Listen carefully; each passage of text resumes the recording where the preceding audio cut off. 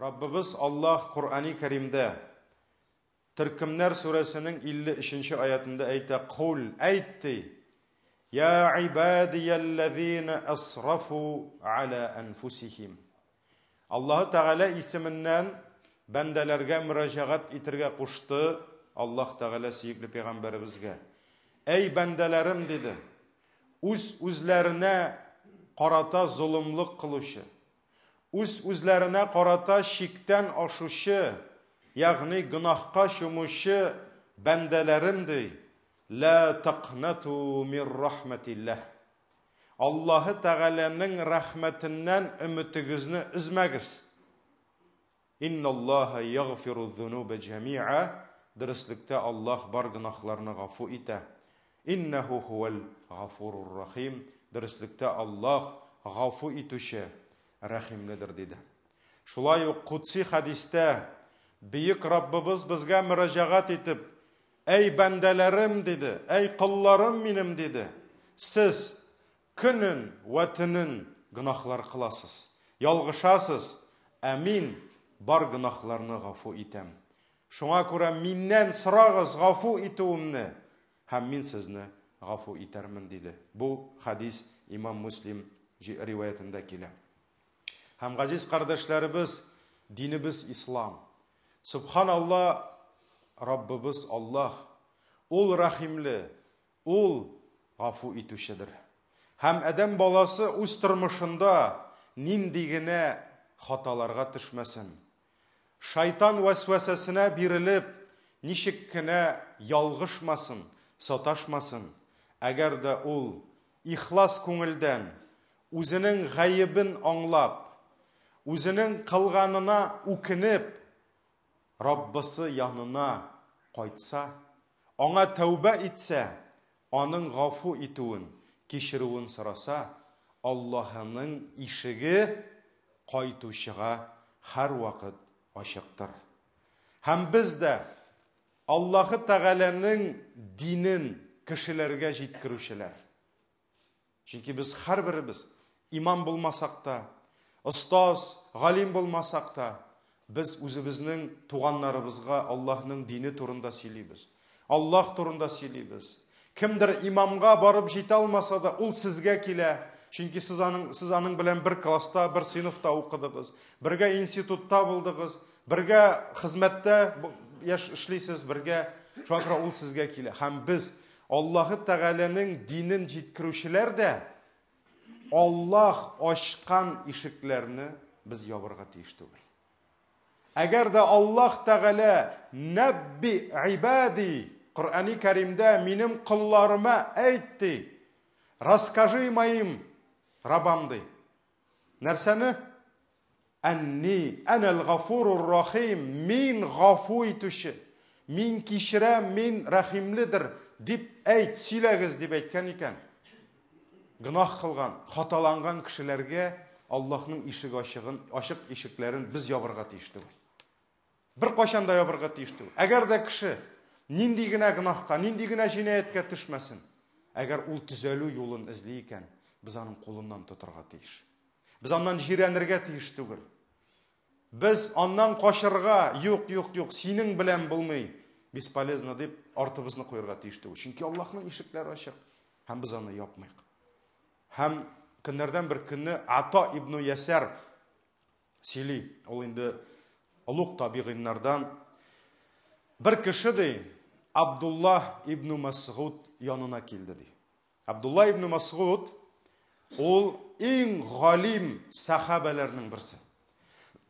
Hem Abdullah İbn Mes'ud şulay oturup turganda onun yanına bir kişi kile. Hem özünün kaygısın silep bire. Min de bik katı bir hatınga aşık buldum dey. Bik katı yarattım dey şul hatınını. Hem onun yanına barıp mina kiyevge şıgalı deyip ayttım dey. Emme lakin ol minnen baş tarttı dey. Men sana kiyevge şıkmayım deyip ayttı dey. Hem köp müdür vakittan soň onun yanına ikinci bir er kildi dey. Hem onun kolun sıradı dey. Ol ona rizalık berdi dey. шул вакыт ди, минем ичимдә булган көнчелегем ди, ревность. Шул кадәр минем белән мине бәйләп, кылачлап алды ди. Мин шушы көнчелегемне түзә алмыйча барып ул хатынны үтердем ди. Миңа түгел икән, башкага да булмасын. Шулай бит. Һәм бу кеше үз тормышында шундый зур җинаят кыла. Хаксызга гаепсез кешенең гомерен ала. Көнчелеген җиңә алмыйча. Һәм ул нәрсә ди? Ягъни аңлаган гаебен. Көнчелек утлары сүрелгән. Ачуы китеп, яңадан акылы кайткан һәм үзенең нинди зур гынах эшләгәнен аңлап, үзен кая куярга белмичә, нишләргә, ничек яшәргә белмичә, эзләп килгән Абдулла ибн Масгудны. Һәм Абдулла ибн Масгудка әйтә, миңа тәүбә бармы ди? Мин тәүбә итә аламмы? Шушы гынахтан котыла аламмы ди?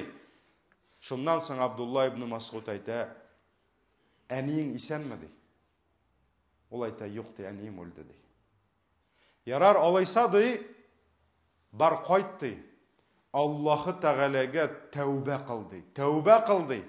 Һәм күпме көчең, күпме мөмкинлегең булса ди, шуның кадәр Аллаһка изгелекләр белән якынай ди.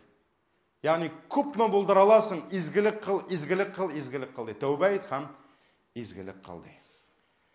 Бу кыссаны Имам Аль-Бухари үзенең Әдәбул Муфрад китабында китерә. Һәм мөхтәрәм җәмәгать, менә бу бийек кысса.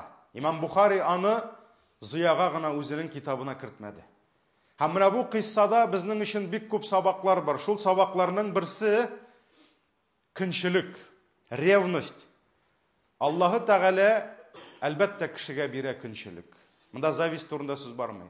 Гайрәт, гыйр, ревность турында бара. Ләкин ирдә, хатында ничек кенә көнчелек булмасын, ул шиктән ашырга тиеш түгел.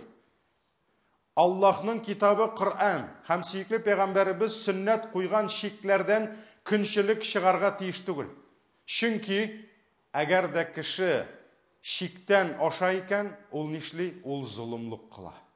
Ул кешене рәнҗетә, ул кешене кимсетә һәм менә бу очракта да бу кеше көнчелеген тыя алмыйча, көнчелек аңа хуҗа булып нишләде? Җир өстендә иң зур гынах булган эшләрдән кеше канын койды. Шуңа күрә җәмәгать, кайбер ирләр үзләренең хатыннарына көнләшеп, аларга бөтенләй көн бирмиләр. Кем сиңа анда шалтыратты? Син кая бардың? Кемне анда күрдең? Кем анда сиңа яза? Кайбер хатыннар төрмәдә яшәгән кебек, сулый да алмыйлар. Ирләре артык көнләшү сәбәпле, ягъни зулымлыкка керәләр.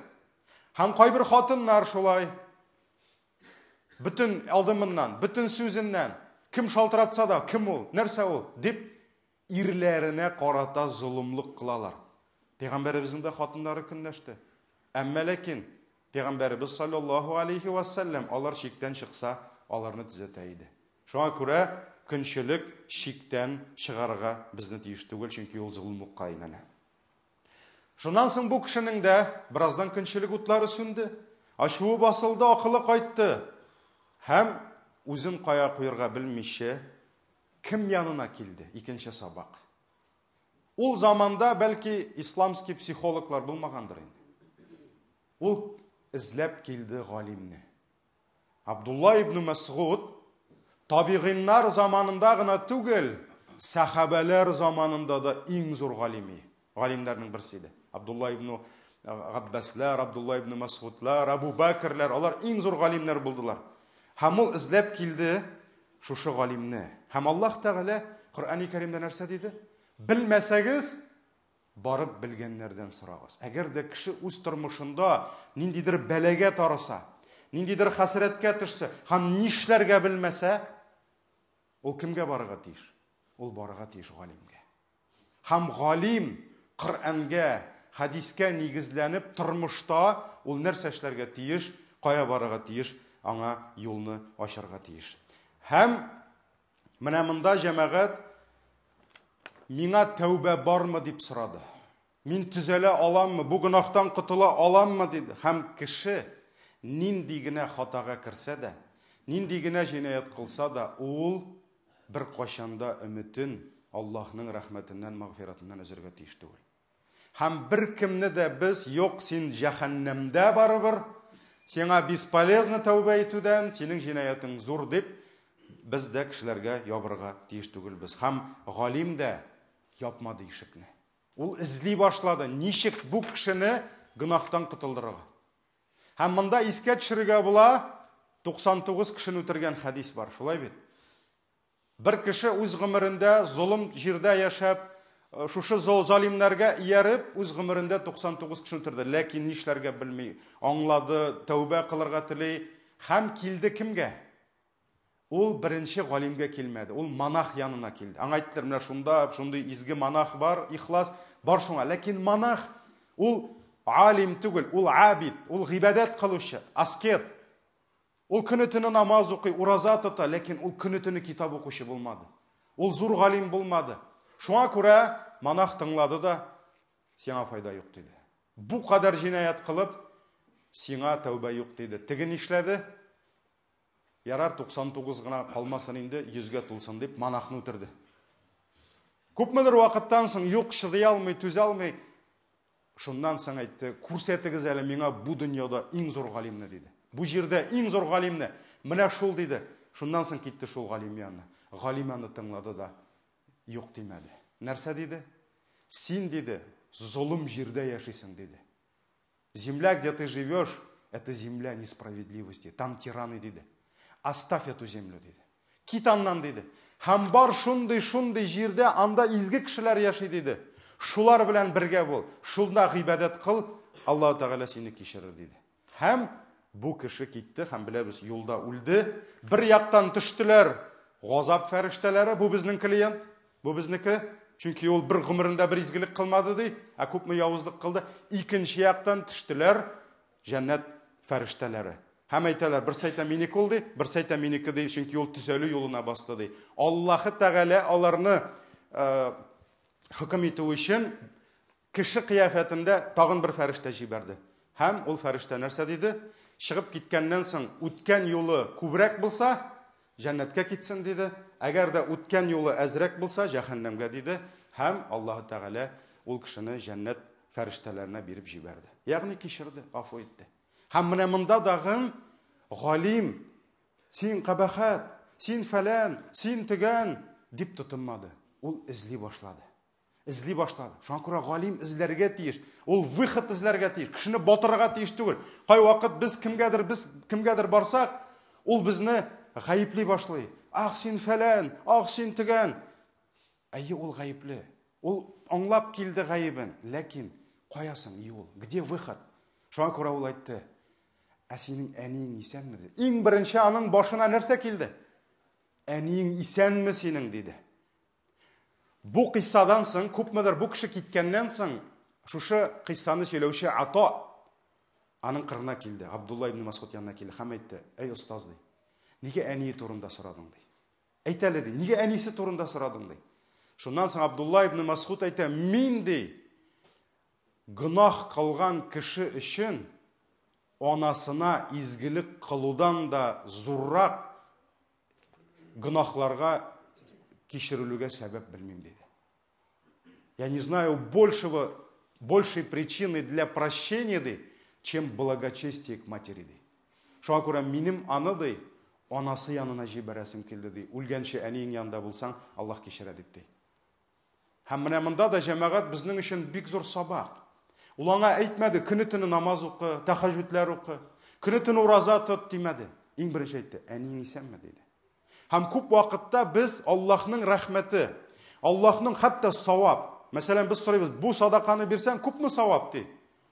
Безгә савап кирәк, безгә Аллаһның рәхмәте кирәк, мәгъфират кирәк. Нишләсәң гынахлар кичерелә? Күп вакытта без намаздан издибез, һичшиксез намаз зур сәбәп. Ураза тотабыз, кем ураза тотты, гынахлары кичерелде дигән хәдисләр бар, шулай бит. Коръән уку башка. Ләкин карагыз, сине тудырган, сине үстергән газиз анаң янына килеп, аңа хезмәт итү, аны хөрмәт итү, Аны қадірлеуің дә бик зур сәбәп болып тора икән нәрсәгә?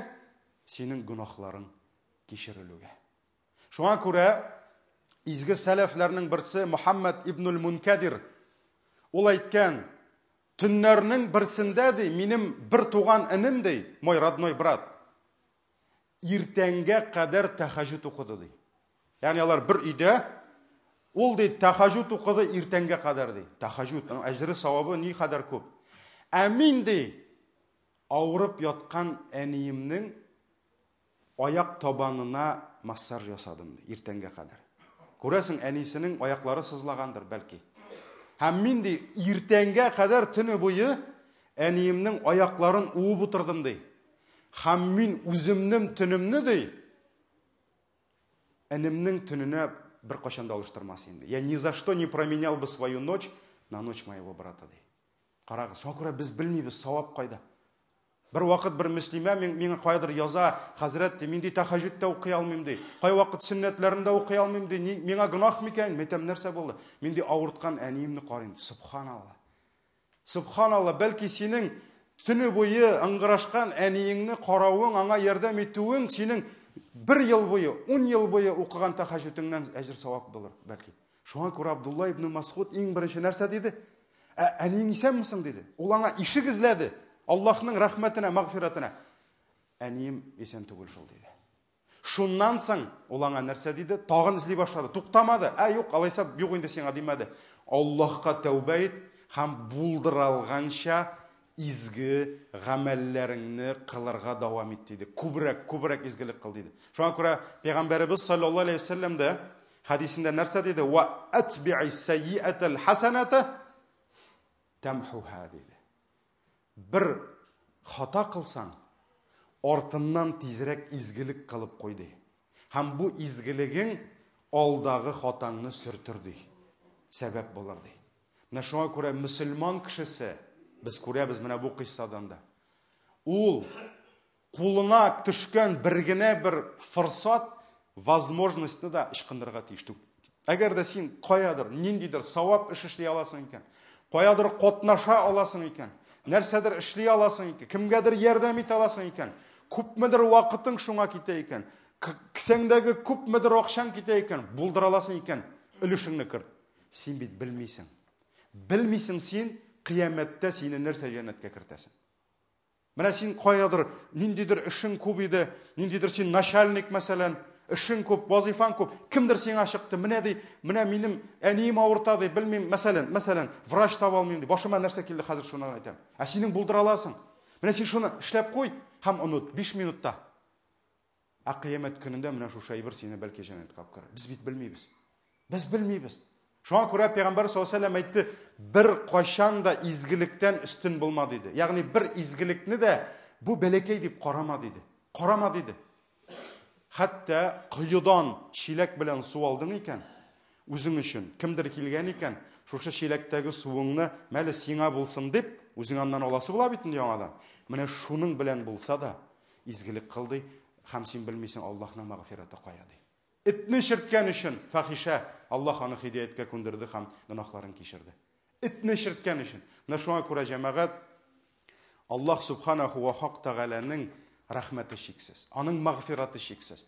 Шуңа күрә иң элек без кемдер хаталанган, кемдер ялгышкан, кемдер саташкан икән, кемдер батып бара икән, без аларны тагын да батырырга. Юк, синең төзәлүеңнән файда юк.